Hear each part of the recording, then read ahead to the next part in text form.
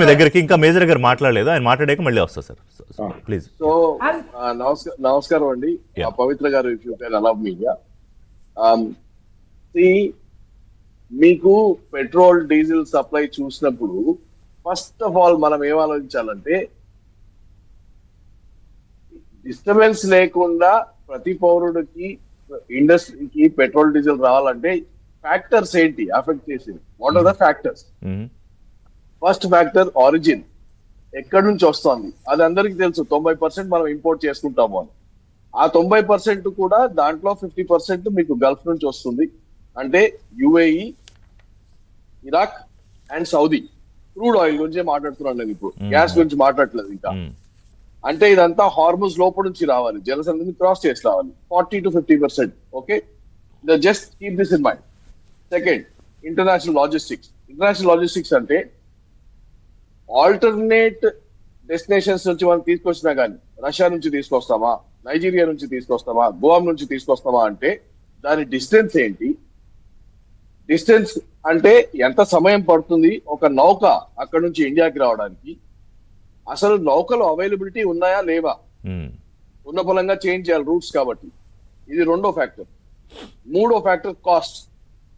$70 దొరికేది ఇప్పుడు 100 నుంచి 120 నుంచి 140 $140 దాకా పలుకుతుంది barrel. So cost is another factor. Forex, ఎంత ఖర్చు పెట్టాలి మనం, అదొక ఫ్యాక్టర్. దాని తర్వాత ఇండియన్ రిజర్వ్స్ ఏంటి, మన దగ్గర ఇండియాలో రిజర్వ్స్ ఎన్ని ఉన్నాయి, అవి ఉన్నాయా, నిల్వలు ఖర్చు అవుతున్నాయా, ఖర్చు ఎంత స్పీడ్ లో అవుతున్నాయో అంత స్పీడ్ లో అవి మళ్ళా సప్లై రీయింబర్స్ అవుతున్నాయా? Okay, this is another factor. ఇంకో ఫ్యాక్టర్ ఏంటి? క్రెడిట్. మీరు మాట్లాడింది డీలర్ క్రెడిట్ ఏదైతే కంపెనీలు ఇస్తాయో, ఆయిల్ కంపెనీలు, అది ఎలా ఉంది? Okay, and then there is something. So all these factors, right? So ఊచాయగా అలా గాల్లో మనం మాట్లాడలేము. నా ఒక్కొక్కటి మీరు తీసుకొని దీన్ని డైసెక్ట్ చేసి అనలైజ్ చేస్తే, ఎక్కడి నుంచి అయితే క్రూడ్ రావాలో అక్కడి నుంచి క్రూడ్ ఆగిపోయింది. ఇది వాస్తవం. అంటే మనం దేశంలో ఎంత ఖర్చు పెడుతున్నామో అది మనకి రీయింబర్స్ అవుతలేదు అంత స్పీడ్ లో. దాని అర్థం ఏంటి? దాని అర్థం ఏంటంటే దేశంలో ఉన్న నిల్వలు ఏవైతే ఉన్నాయో అవి తక్కువ అవుతున్నాయి. వాస్తవం. Okay. Second, alternate roots open చేసామా? చేసాము. రష్యా చేసాము, నైజీరియా చేసాము, రైట్? ఇవన్నీ చేసాము. కానీ ఎంత ఖర్చు అవుతుందో అక్కడ నుంచి అంత మైనస్ అయిందో ఆ ప్లస్ అవుతుందో అక్కడ నుంచి ఇంకా అవ్వట్లేదు. మూడు, హార్మోజ్ జలసంధి ఇప్పుడు ఇండియాకి పర్మిషన్ ఇచ్చింది నౌకలు తీయడానికి అంటున్నాం.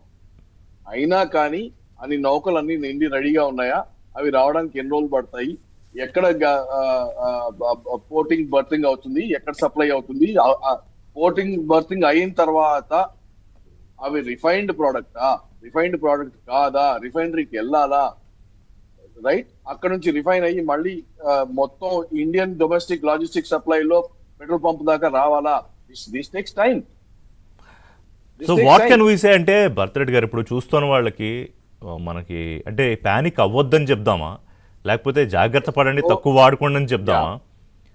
అంతేనండి. సో నేనేమంటున్నానంటే, సప్లై చైన్ లో షాక్స్ ఉన్నది అనేది వాస్తవం. గవర్నమెంట్ ఏం చేయలేదు దీన్ని. ఓకే. సెకండ్ థింగ్ ఏంటంటే, మన గవర్నమెంట్ దగ్గర 9 రోజుల రిజర్వ్స్ ఉన్నాయి. These are called strategic reserves. Vizag, Padur ఇలాంటి ప్రదేశాల్లో స్ట్రాటజిక్ రిజర్వ్స్ 9.5. నిన్న ఉత్తమ్ కుమార్ రెడ్డి రాష్ట్రంలో సమృద్ధిగా గ్యాస్, పెట్రోల్ నిల్వలు ఉన్నాయి, మనకి 2 నెలలకు సరిపడా ఉన్నాయి, మీరు బ్లాక్ చేయకండి, బ్లాక్ మార్కెట్లోకి వెళ్ళకండి అని చెప్పారు. అవును. అయితే స్టేట్ లెవెల్లో రిజర్వ్స్ ఉండవండి, సెంటర్ లెవెల్లో ఉంటాయి. సెంటర్ లెవెల్ రిజర్వ్స్ ఉన్నవి మన వైజాగ్ లో ఒకటి, దాని తర్వాత కర్ణాటకలో పాడూరు అనే ప్రదేశం ఉంది, మ్యాంగ్లూర్ ఉంది. ఈ 3 ప్రాంతాల్లో మనకి 9.5 రోజుల కావాల్సిన రిజర్వ్స్ ఉంటాయి. ఓకే. ఇది కాకుండా పైప్ లైన్ లో కానివ్వండి, కమర్షియల్ రిజర్వ్స్ కానివ్వండి, గ్యాస్ లైన్లలో కానివ్వండి, పెట్రోల్ పంప్ లో కానివ్వండి, 72 రోజుల రిజర్వ్స్ ఉన్నాయి. ఓకే. సో టోటల్ రిజర్వ్స్ ఇండియాలో 72 దినాల కన్జంప్షన్ కి కావాల్సినంత నిల్వలు ఉన్నాయి మన దగ్గర. అయితే 30 రోజులు అయిపోయింది. 30 రోజులు అయిపోతే మన దగ్గర 40 రోజులు నిల్వలు ఉన్నాయి అనుకుందాం. ఇప్పుడు ఏం చేయాలి మనం? కొంచెం చేతులు బిగించాలి కదా, పిడికిళ్ళు బిగించాలి కదా. ఎందుకంటే ట్రంప్ని చూస్తుంటే ఒక డిఫైన్డ్ ఫ్యాక్టర్ లో ముందుకు వెళ్ళట్లేదు. సార్ ఇక్కడ ఒక్కసారి ఆగుదాము, అంటే దీనికి లింక్డ్గా యుద్ధం మాట్లాడుకుందాము. But let me take a break here. Break తర్వాత మీరు అన్నట్టు ట్రంప్ రోజుకొక మాట మీద ఉండడు, అండ్ ఆయన పెట్టిన కండిషన్స్ ఇరాన్